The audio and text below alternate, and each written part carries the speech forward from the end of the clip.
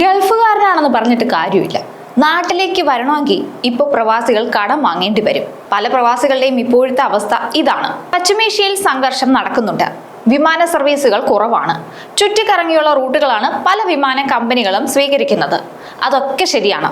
പക്ഷേ വിമാന ടിക്കറ്റ് നിരക്കിൽ അമിത ചാർജ് പ്രവാസികളുടെ തലയിൽ കെട്ടിവെക്കുന്നത് ശരിയാണോ? യുദ്ധം നീണ്ടുപോകുന്നതും ഇന്ധന നിരക്ക് വർദ്ധിച്ചതും മൂലം യുഎഇയിൽ നിന്നും കേരളത്തിലേക്കും തിരിച്ചുമുള്ള വിമാന ടിക്കറ്റ് നിരക്ക് കുതിച്ചുയരുകയാണ്.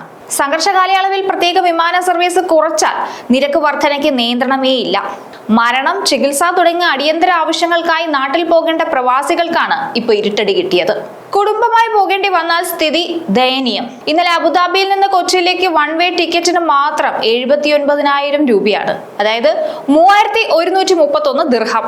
ഈ ചാർജാണ് ചില എയർലൈനുകൾ ഈടാക്കിയത്. അബുദാബിയിൽ നിന്ന് കൊച്ചി, കോഴിക്കോട് സെക്ടറുകളിലേക്ക് 5-ാം തീയതി വരെ എയർ ഇന്ത്യ എക്സ്പ്രസ് സർവീസ് ഇല്ല. വിവിധ എമിറേറ്റുകളിൽ വ്യത്യസ്ത ദിവസങ്ങളിൽ പരിമിത സർവീസിൽ ഒരുക്കിയ എയർലൈനിൽ 6-ാം തീയതിക്ക് വൺ വേക്ക് 2,512 ദിർഹം അഥവാ 63,368 രൂപയാണ് നിരക്ക്. ഇനി 7-9 തീയതികളിൽ അബുദാബി, കൊച്ചി നിരക്കാണെങ്കിൽ 3,420 ദിർഹം അഥവാ 86,273 രൂപ. എയർ അറേബ്യ അബുദാബിയിൽ നിന്ന് കൊച്ചിയിലേക്ക് 5 വരെയുള്ള വിമാനങ്ങളിൽ സീറ്റില്ല. ഇത്തിഹാദ് എയർവേസ്, എമിറേറ്റ്സ് എയർലൈൻസ് എന്നീ ഫുൾ സർവീസ് എയർലൈനുകൾ ഒരു ദിവസം തന്നെ കൊച്ചി, കോഴിക്കോട് സെക്ടറുകളിലേക്ക് 4-5 സർവീസുകൾ നടത്തുന്നുണ്ടെങ്കിലും ഇക്കോണമി ക്ലാസ് ടിക്കറ്റ് ഇല്ല. ബിസിനസ് ക്ലാസ്സിലാകട്ടെ പൊള്ളുന്ന നിരക്കും. നാട്ടിൽ പോകേണ്ടവർ ലക്ഷങ്ങൾ കടം വാങ്ങേണ്ട സ്ഥിതിയാണ് നിലവിലുള്ളത്. കുടുംബമായി യാത്ര ചെയ്യുന്നവരുടെ അവസ്ഥയാണ് ഇതിലും കഷ്ടം. പശ്ചിമേഷ്യയിലെ സംഘർഷം കാരണം ഇസ്രായേൽ, ഇറാൻ തുടങ്ങിയ രാജ്യങ്ങളുടെ ആകാശപരിധി ഒഴിവാക്കിയാണ് പല വിമാനങ്ങളും ഇപ്പോൾ പറക്കുന്നത്. ഇത് യാത്രാസമയം വർദ്ധിപ്പിക്കുന്നതും സമയം കൂടുമ്പോൾ സ്വാഭാവികമായിട്ടും ഇന്ധന ഉപഭോഗം കൂട്ടുന്നതും ഒപ്പം തന്നെ യാത്രാക്ലേശം വളരെയധികം കൂട്ടുന്നതും ഒക്കെയാണ്.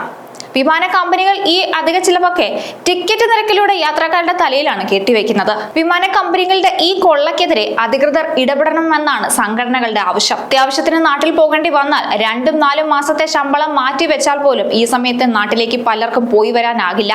പ്രതിസന്ധി ഘട്ടങ്ങളിൽ പല വിമാന കമ്പനികളും സർവീസിൽ നിന്ന് പിന്മാറുന്നുണ്ട്. ഇത് മുതലാക്കി മറ്റു ചില വിമാന കമ്പനികൾ കോടികളുടെ ലാഭമാണ് കൊയ്യുന്നത്. ഇത് വന്ന് വീഴുന്നതോ പാവം പ്രവാസികളുടെ തലയിലും. വേണ്ടത്ര മത്സരമില്ലാത്തതും കേരള സെക്ടറിൽ ഡിമാൻഡ് കൂടുന്നതും മൂലം വരും ദിവസങ്ങളിലും നിരക്ക് ഇതേ രീതിയിൽ തുടരാനാണ് സാധ്യതയെന്ന് തന്നെയാണ് പുറത്തുവരുന്ന വിവരവും.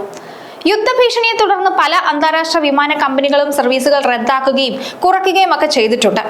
വിമാനങ്ങൾ കുറവാവുകയും നാട്ടിലേക്ക് പോകേണ്ടവരുടെ എണ്ണം കൂടുകയും ചെയ്യുമ്പോൾ വിമാന കമ്പനികൾ സൗകര്യം പോലെ നിരക്ക് വർദ്ധിപ്പിക്കുന്നുണ്ട്. ഇത് പ്രവാസികളെ സംബന്ധിച്ചിടത്തോളം വലിയൊരു കെണി തന്നെയാണ്. മറുനാട്ടിൽ വിയർപ്പൊഴുക്കി സ്വന്തം നാടിനെ താങ്ങി നിർത്തുന്ന പ്രവാസിയുടെ നെഞ്ചിൽ തീ കോരിയിടുന്ന വാർത്തകളാണ് ഗൾഫിൽ നിന്ന് വരുന്നത്.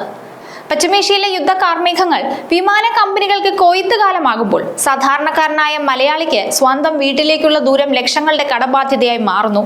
അടിയന്തര സാഹചര്യങ്ങളിൽ പോലും നാട്ടിലെത്താൻ കഴിയാത്ത വിധം ടിക്കറ്റ് നിരക്കുകൾ കുതിച്ചുയരുന്നത് വെറുമൊരു സാങ്കേതിക പ്രശ്നം മാത്രമല്ല, പ്രവാസികളോടുള്ള വിവേചനം കൂടിയാണ്. ഇന്ത്യൻ വിമാന കമ്പനികൾ പ്രതിസന്ധ ഘട്ടങ്ങളിൽ സർവീസ് വെട്ടിക്കുറയ്ക്കുന്നതും വിദേശ എയർലൈനുകൾക്ക് വിപണിയിൽ ആധിപത്യം ഉറപ്പിക്കാൻ അവസരം ഒരുക്കുന്നതാണ്. പ്രവാസികളുടെ ക്ഷമ പരീക്ഷിക്കുന്ന രീതിയിലാണ് വിമാന കമ്പനികളുടെ ഇപ്പോഴത്തെ പോക്ക്. യുദ്ധവും ഇന്ധനവിലയും കാരണങ്ങളായി നിരത്താമെങ്കിലും ഒരു കുടുംബത്തിന് നാട്ടിലേക്ക് പോകാൻ ലക്ഷങ്ങൾ കടം വാങ്ങേണ്ടി വരുന്നത് ഒരു രീതിയിലും ന്യായീകരിക്കാനാവുന്നതല്ല. പ്രവാസ ലോകത്തെ സംഘടനകൾ ഈ ചൂഷണത്തിനെതിരെ ശബ്ദം ഉയർത്തുന്നുണ്ട്. സർക്കാരുകൾ അടിയന്തരമായി ഇടപെട്ടില്ലെങ്കിൽ പ്രവാസികൾക്ക് സ്വന്തം മണ്ണിലേക്ക് മടങ്ങുക എന്നത് വെറുമൊരു സ്വപ്നമായി മാറും. നമ്മുടെ നാടിന്റെ നട്ടെല്ലായ പ്രവാസികളെ ഇത്തരത്തിൽ വഴിയാധാരമാക്കുന്ന നയങ്ങൾ തിരുത്തപ്പെടേണ്ടതാണ്. ആഗോള പ്രതിസന്ധികൾക്കിടയിലും പ്രവാസികളുടെ യാത്ര സുഗമമാക്കാൻ കൃത്യമായ നിയമനിർമ്മാണവും ആത്മാർത്ഥമായ രാഷ്ട്രീയ ഇടപെടലുമാണ് നിർണായകമായ. ഈ ഘട്ടത്തിൽ പ്രവാസിക്കൊപ്പം നിൽക്കേണ്ടത് നമ്മുടെ കടമ കൂടിയാണ്. ഇതൊരു അതിസങ്കീർണവും എന്നാൽ പ്രവാസികൾ അനുഭവിക്കുന്ന തീക്ഷ്ണവുമായൊരു യാഥാർത്ഥ്യമാണ്. ഗൾഫുകാരൻ എന്നാൽ പണം കാക്കുന്ന മരമാണെന്ന പഴയ ധാരണകൾ തിരുത്തി കുറിക്കുന്നതാണ് ഇപ്പോഴത്തെ സാഹചര്യങ്ങൾ. പശ്ചിമേഷ്യയിൽ യുദ്ധം പൊട്ടിപ്പുറപ്പെട്ടപ്പോൾ ഏറ്റവും കൂടുതൽ പ്രതിസന്ധികൾ അനുഭവിച്ചതും അനുഭവിച്ചു കൊണ്ടിരിക്കുന്നതും പ്രവാസികൾ തന്നെയാണ്. പ്രത്യേകിച്ച് വിമാന യാത്രയിലുണ്ടായ ദുരിതം, വിമാന സർവീസുകൾ റദ്ദാക്കപ്പെട്ടതും വിമാനം നിർത്തിവെച്ചതും ഒക്കെ വലിയ ബുദ്ധിമുട്ടാണ് പ്രവാസികൾക്ക് ഉണ്ടാക്കിയത്. അത് സാമ്പത്തിക ഭാരം മാത്രമല്ല അവരുടെ തലയിൽ അടിച്ചേൽപ്പിച്ചത്, മാനസിക ആഘാതം കൂടി ഉണ്ട് അതിൽ.